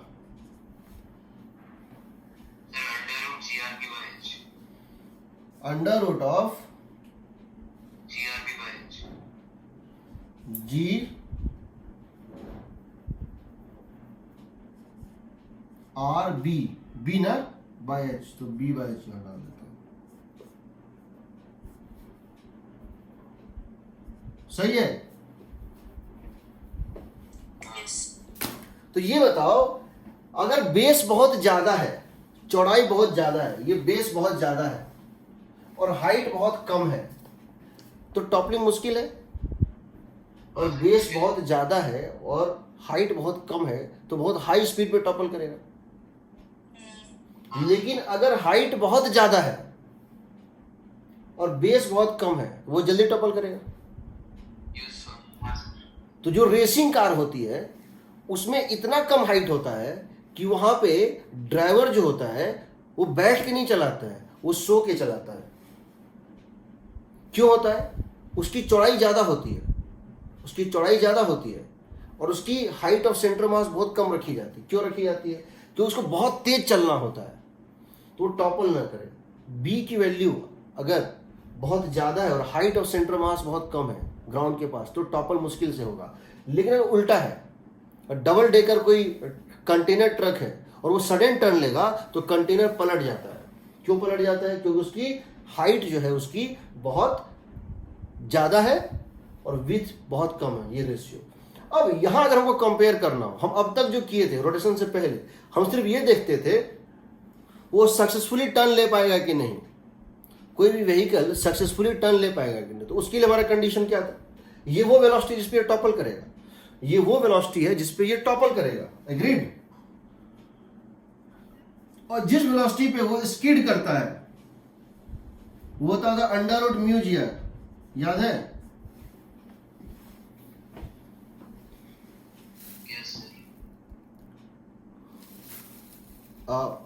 हॉरिजॉन्टल रोड पे आप टर्न ले रहे हैं तो वहां पे सिर्फ ये होता था mv square by r becomes equal to mu mg। जब mv square by r becomes equal to maximum frictional force mu mg, ये आता था, याद है?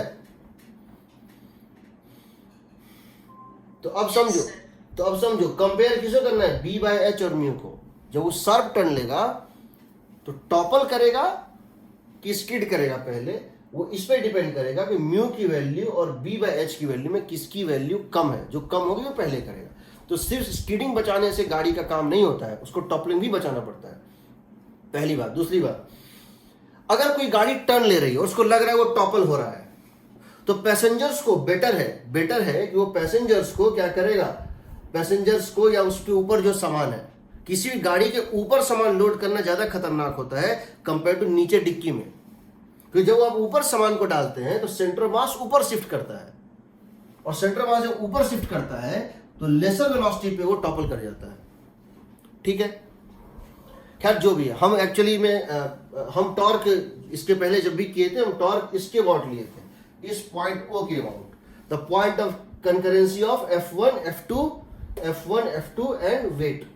हम N1 का टॉर्क, N2 का टॉर्क, तो इसमें क्या होता था? N1 इंटू बी इधर और N2 इंटू बी इधर, यही ना? अगर हम इस पॉइंट O के बाद टॉर्क निकालते तो क्या करते? फ्रिक्शन F1 का, F2 का और वेट का टॉर्क, इसके वाट 0। यहां 3 टॉर्क निकलता है, N1 का, N2 का और स्यूडो फोर्स का, ये ना? ठीक है? तो उसमें इतना जल्दी निकल जाता था। खैर आंसर तो वही आ रहा है, याद रखना। तो ये जब भी टॉपल करेगा बाहर की तरफ टॉपल करेगा, अंदर का पहिया ग्राउंड छोड़ता है, बाहर का पहिया ग्राउंड नहीं छोड़ता है। और किस वेलोसिटी पे छोड़ता है? Under root of b by h g r. ठीक है?